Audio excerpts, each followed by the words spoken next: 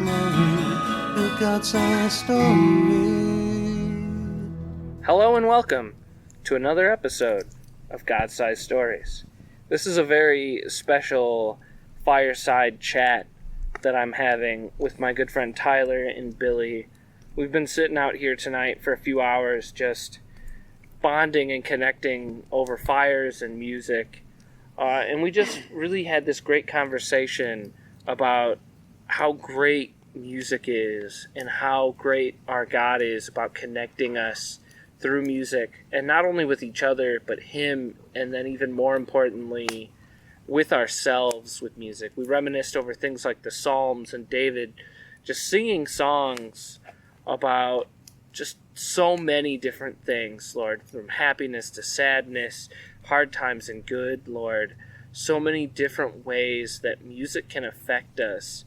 And I'm sitting with two people that very much love and understand music. One being Billy, who will be on a soon-to-come episode, who actually has written the current intro and outro music song. And Tyler, who's been on it many times in the past and has connected me with so much great music. Billy, talk for a moment. Tell us about what music means to you. Well, one, music is a big way I not only connect, but communicate with God. My biggest, when I think of the times where I just connected with God, and it has come through a song lyric where I hear a song and I just break down and cry because maybe I prayed something and when you hear that lyric that hits you, it's almost as if the world is gone except for that one song, and it hits you in a way where you can't even help or hold in your emotions. I'm not trying to cry, I'm not looking for a thing, but I hear it hits me so hard, and I just, if I'm in the car, I just got to pull over for a second. Music has always been the way I've gotten a lot of wisdom through songs, and it's never been planned.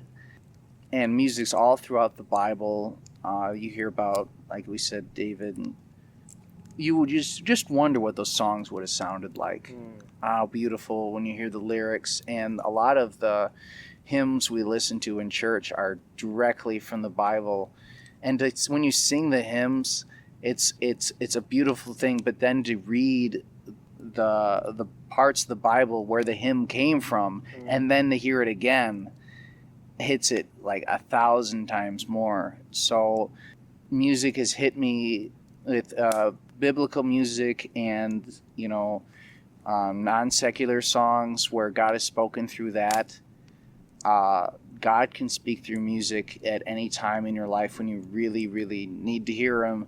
You just turn on some music and he can speak through any song. So true.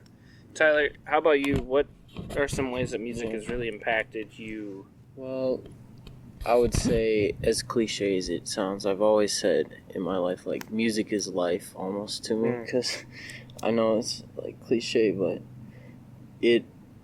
it's there at my darkest moments and my highest moments, and it's a way it's even a mood catalyst as much as it is a way to introspectively feel what you've been through in your life and your experiences, and just deepen yourself, your personality, who you want to be and through the music that you listen to. So music's something that I have by my side all day, every day. My clocked hours on Spotify every year are 100,000 plus. It's just insane, and so many genres, and God uses it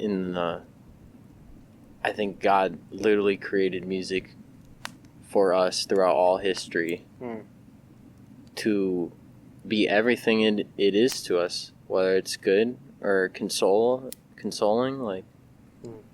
That's so true. Yeah. We've been sitting here talking, enjoying this wonderful fire, and really talking about music that has inspired us in many various ways.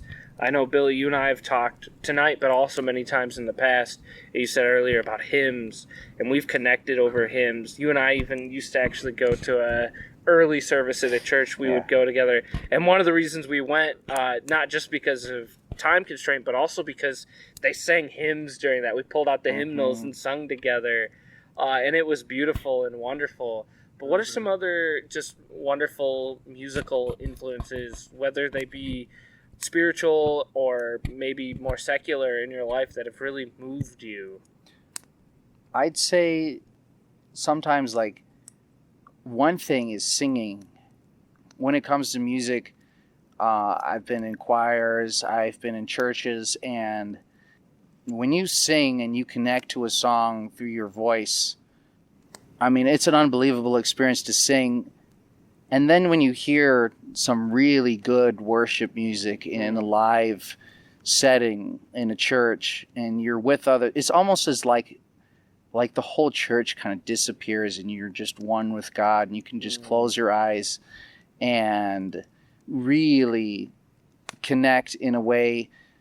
And also, when you open your eyes and you realize that other people singing with you, you are also instantly connected with them, because they just connected with the song the same way you have. I know there's been hymns where, like, "Come Through the Garden Alone" was one I've sang, and I sang it at a couple funerals, and it's an instant tearjerker. One thing I remember when I heard bagpipes. Whoa. It's any instrument, but bagpipes is one of those where it can really, really hit you deep. In real life? Yeah, I heard it at a funeral, and they played bagpipes, and I never heard bagpipes, but I was just like, this situation needs bagpipes. I mean, it really needed bagpipes. And I felt it so deep. You can connect with people with a song. It can be and you'll remember that song. Anytime you can remember the time, the place, the moment you heard that song, it will take you instantly back to that feeling you had, the memories you had. It can make you break down. It can make you sing. It can connect you to your lost loved ones, where I feel like they can communicate with you of how much they've missed you. And there's a song that might remind you of somebody who you lost, and that was your song. That was your song of somebody you miss very much. And that song, when that song comes on the radio, you just stop. Your life, your world, the world just stops turning for a second, and it's like that person is right with you, like they're still here. You just know that they're still out there, that they're in heaven. When you hear that song again, you know they're talking to you, and it's a way that people who are gone show that they've never left your side for a moment. They've been there the whole time. And even if you've missed them, it felt like you haven't heard from them. It felt like they've been gone. And all of a sudden that song comes on, and you are just in tears, and you know that heaven, that Jesus, that God, it's 100% real. You know it in your bones that they are right there. It's a great point. Tyler, so I kind of want to reach back to you now. Yeah. Let's kind of wrap this together for our audience. Name like 2 to 3 either artists or groups, or maybe even it's just a single song that you go to that really comforts you. And this could be something that is like, it could be a hymn, it could be a Christian group, or even very much could be a secular artist that you can hear, because sometimes God reaches through us through secular music, surprisingly. Any of them can do. I would say God uses everything in this world for his glory. Absolutely. So what are like 2 to 3 examples of those in your life that you would pinpoint? Usually when I listen to music, for me, lyrics hit me deeply as well, but it's usually a feeling of where the artist came from when they were writing it, or the topic that they're singing or communicating. Like, am I able to experience that with them? Like, kind of put myself when they were recording it, that sadness, that guilt, that joy, whatever it was they were feeling in that room, did their music like connect me with that. So usually it's a lot of feelings that I just get from songs. And there's albums that have just carried me through different seasons of my life, different years, at different ages. I mean, I can name some of the different artists. I mean, it's just different albums that stand out to me. So there's an album by Coldplay that really struck me when I was going through adolescence that has still carried with me. That's like one of my top albums that I've listened to on repeat, because just the tone of the album, the vibe. It was after the lead singer had been through like a messy divorce or something, so he was longing, and that sense of longing is something that I connect to, and it helps me. So even for me, some people say sad music makes them sad. It just helps me cope. It helps me understand me, those feelings I felt, coming to grips with them. Doesn't make me worse than I already was or something, but it helps me just understand myself and those emotions more. So sure, there's some songs that maybe make me sad or some that make me happy, but usually it's just those feelings I get. So about the process. And there's a lot of different artists that do that in albums for me. A lot of them are instrumental too. Not all of them have. A lot of them just don't have that many words. Like I just did that challenge thing on Instagram where you post your top albums that you've listened to so far. So that was interesting. Coldplay, that one album was on there. Then there's an album by Porter Robinson called Worlds that it's not super lyrical, but his vision and just his life story that he portrayed through that album, it kind of summed up all different parts of his life. I had an album by The Midnight on there, which is just dreamy, kind of. There's lyrics for some of the songs, but it's more just different emotions that I get from it. And then a newer artist who is more my age but went through a lot in this life and then died as a result of just the worldliness. There's an album by Juice WRLD that was on my top list that he went through a lot of pain, and he's my age and he just died in December. So that album hits me a lot, just how broken the world is. That music, it does not encourage me to be like the world. It makes me mourn with the world. So, and for it. It's not like I want to be like him. That's another thing. Sometimes the music I listen to, not all of it I want to be like. I just grieve with their sin as much as I grieve about my sin, but I try and do it in a healthy way. I don't cope with things like the world does, and I don't idolize it whatsoever. I just want to understand where my peers are at in the world. So he was my age and grew up in Chicago and died as a result of just the system in the world. So How about you, Billy? What's like 2 to 3 either artists or groups or songs or albums that have really impacted you in one way or another? I think I want to like kind of change it to writing, which is what I was thinking about when Tyler was talking. Was the music I've written, I've never released, but one, I've never wanted to release a song to get famous. I never wanted to release a song for views, for likes, and it was never about that. It was about writing it. It was about helping me get through that season of my life. it's hard to come up and sing those songs again because those bring me back to where I was. But they just expressed, when I wrote them, I feel like every song I've kept. I've written lots of songs that I didn't keep. Lots of lyrics I threw away because I was trying to copy somebody. But the songs that I kept, I felt were God inspired, where the lyrics came. They came quick. I wrote it quick. It was there. I would pray. I would be in the middle of a song.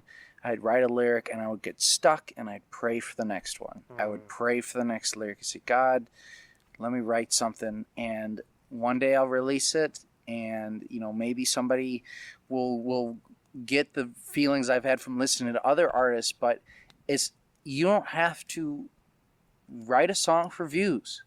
As much as this world thinks you have to copy trends, you can write what's in your heart, and it'll help you personally, whether you want to share it with one person, whether you want to share it with the world. You can write music, lyrics, poems, and keep them to yourself and use them for yourself. And you can use them to help others, but writing, I think there's a big trend in this world to write songs that are popular, to get likes, to get views, to get money, and to copy trends. And you don't have to copy anybody. You can write it. You can write a song and pray about it, and God will fill your soul with the words. God will write it right there. He is using you as the instrument. Your guitar's not the instrument. Your pen's not. You are the instrument that God is using to write music. And if God wants it to be released, it'll be released. If God wants it to be heard by thousands of people, or if he wants to hear it only to you, maybe it's what God wants to tell you. You can write it through your own instrument. It is a way you can communicate with God. I've communicated with God where I remember I had a song. I'd never written a song, and it was some of the most important moments of my life, and I wrote it like that. And it just came. I mean, when you write a song, it doesn't even feel like it's even yours. It feels like that is God's song, and it came out through me, and I'm so honored that I even got to play it. Like it is God's song. It's not even mine. Be open to God using you as an instrument to write music, because God can express what maybe he's trying to tell you, something that is expressed through your singing, through your writing. You can write music to learn about yourself, to get through a time. Honestly, it's better therapy than anything I can imagine, is to write a song. And even if you're not, great musician, you can still write something if you're open to God using you as a way to express a feeling, and it'll help you get through a season of your life. Guarantee it. And when you think of that song, it'll help you appreciate what God did for you during that season. So writing music, I remember when I wrote the God-Sized Story, that's not a song I wrote for God-Sized Story. I don't think I've ever told you this. No. This was a song I wrote a long time ago about something completely different, and I never released it to anybody. I just changed some. I didn't have any words. It was just this da-da-da-da-da-da. It was a beautiful little 30-second ditty I had, and when I asked Craig, I was like, you think maybe we could write something? He was very encouraging to me, and I couldn't think of anything. And that song came up, a song I'd written probably 5 years earlier, of a little ditty I wrote. And then I put the words to it, came right to me. I recorded it in one take. It's funny because I didn't tell you this. I re-recorded that like 5 times with a professional guy. I didn't use any of those. I threw all of them away. The one I used was the one I recorded off of my phone, the original one. The original thing I sang came out so perfect, and I thought, I need this to be so great and so perfect. But the imperfect one was the actual one that actually sounded most to me like what God wanted it to sound like. The words were right there. It happened in so quickly, and you'd think, oh, this is going to take me so long to write a song. No, God's written the song already. God's already wrote that song. He just hasn't released it. You're the one he releases it through, and it's an amazing feeling when you finish writing something like that. You just want to get up and dance, like, oh yeah, that was it. That was it. You can't believe it. And you look at the words like, did I write that? Right. I can't believe, because then you go to rewrite something and you're like, wow, I can't write. I'm not even any good. But somehow, for this one moment, I wrote something really, really amazing. So God, that is a tool of writing music, listening to music, singing music. That's a way if you're looking for a way to connect with God, that's it. If you're thinking about writing a song and like, I'm not any good, God's already written it. You don't even have to write it. God's already got it in his catalog, and it'll come out through you. I gotta say, it's probably the greatest, my favorite form of worship is to be alone with my guitar and just play. And sometimes it'll be hours of playing until that one melody hits me like it comes out of nowhere, and it comes from God, I swear. So for our audience, what are some inspirations you think you might have? Some bands or whatnot? So for bands, Tyler's introduced me to a different type of music, of wordless music. But historically, I'm always about lyrics. We were just talking about this around the fire. The song Baby Blue by Badfinger was a story where I was praying to God, just remind me, that was the prayer, I remind me that you love me. And the lyrics are something like, I know I haven't talked in a long time, but I have a special love for you, my baby blue. And I just wept. That's an amazing song. I was just saying, Three Doors Down writes some amazing lyrics off of some of their early albums when I was 16 years old, and they were big. And I only had a few albums that I got from my sister, and that was one of them. And I connected with that. I think my favorite lyricist is Benjamin Burley of Breaking Benjamin, because he writes things that on the surface don't make any sense, but they will hit you in some sort of way that whether he meant it to or not, it can hit you in a multitude of ways, no matter how many times you've heard it. I think he wrote a song about the same thing, one of the same things I was going through, and he says, like, dear agony, please let go of me. Is this the way it has to be? Dear agony. I mean, that hits you like a ton of bricks when you're really going through it. Lyrically, there are some beautiful things, but as Tyler said, some songs don't need a single word in them. And like, especially with his sound system and in his car, because I played it on mine, it doesn't sound as nearly as good, but when you're in it, it's just like it encompasses your whole body. And like, you just feel that emotion of whatever they're feeling. So yeah, there's definitely anything that you like to listen to, secular, hymns, praise choruses, like, that's your song. God can give it to you. God can make any song your song, I think. Just depends on what season you are, and it's going to hit you when you least expect it. You're not going to... Nobody prepares for a song. I think there was a prayer I did in a Beatles song, and it hit me where the whole room went dead silent, and I heard just one lyric of a song I wasn't even paying attention to. And I just was in the room just, whoa. And God, you know it. When God speaks to you through a song, you know it. It hits you, and you just sit there, and there's no doubt in your mind that was not some supernatural experience you just had through that song. And it could be written by the Beatles. It could be a praise chorus. It could be a hymn. It could be anything. So, I wouldn't say to stray away from one type of music. Stick with your favorites. Stick with what you like. Like what you like. You don't have to like what I like. But any song can hit you. God's going to use it.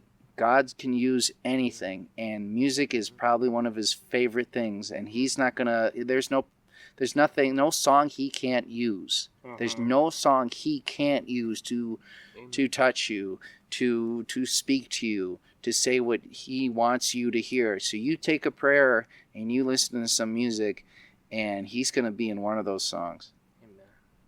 I definitely can connect with the thing you guys are saying about like wordless or acoustic music. Over the last couple of years, there's been this one artist I've definitely connected to that I met in my time in DeKalb. But he's not even a professional musician in any form of it. His name's Greg Wheaton, and he has a playlist on Spotify of just these acoustic guitar, just him playing the guitar. And that's the music I listen to when I read. And it really helped me a couple of years ago when I was really trying to get into the Word more. And just life can be distracting. And it was just this wonderful music to just play in the background as I read, and it helped me focus incredibly. It was just this thing that hit me, and I'm like, oh man, I'm in now. Like, this guided my focus so much that it was beautiful. And another, just, I've struggled with a lot of just joy and all sorts of things like that over the last couple of years, and there's an artist named Andy Mineo who's just really fun. And just he's a lot of things. Yeah, he makes some really great beats, but also just his lyrics are hilarious and fun and just full of joy. And whenever I'm having a bad day, if I just listen to that, the joy that comes to me is just, I can just go out in the car, I can go for a drive, I can listen to that music, and by the time I'm home again, I'm smiling. It just gets me so excited. It's deep too. Yeah. I like his vision on his one Arrow album. He said that he was in a plane and everyone was complaining about a crummy day. It was overcast. Just anything that anyone would stereotypically complain about. He got in the plane, rose above the clouds. It was still sunny. Yep. And he said, wow, even when it's at the worst, like, it was still beautiful. Yep. You just weren't thinking in the right perspective or looking, like, it still was there. God is still real. He's still with you. That even you're just focused on the temporary thing. So, and he was like, that hit me. And then he made the whole album like about that, that feeling of rising above the clouds, and all of a sudden it's the most beautiful day ever, stereotypically. And then beneath the clouds, it's just like where we thought it was so bad. So. And then it's just God's always with you, though, is the more important thing. So. And then for me, one other artist the last few years that have really inspired me is this guy. Once again, he's another guy that it's like vast majority of the world have never heard of. Kind of like Billy, you were saying before. It's not about the likes. It's not about the amount of listens and clicks and stuff like that. There's this guy named Wilder Adkins that just, he makes music to make music to praise the Lord. And a lot of his things are old hymns that he kind of just tunes up a little bit for today. And it just, I've hit some hard times over the last few years where I've just been down. And the comfort that music is, like I was sharing a little bit earlier, and Tyler and I were talking about the doxology is one that he has a version of. The doxology just brings me so much hope and comfort. At any time I listen to it, it just lifts my spirit. Yeah, same. And audience, I really want to encourage you of the power of music. God has given us this beautiful thing of music. And as Billy said, like, your preference might not be my preference. My preference might be your sister's preference, might not be your husband's preference, might not be your pastor's preference. But find the music that you can connect to God with and you can worship with. And just surround yourself with it. Surround yourself with that joy. And as Tyler was saying, yeah, some songs are sad and maybe meant to make you feel sad. Use that as an opportunity to work through your emotions towards God. And as always, listeners, thank you so much for listening. I couldn't do this without you. Goodbye.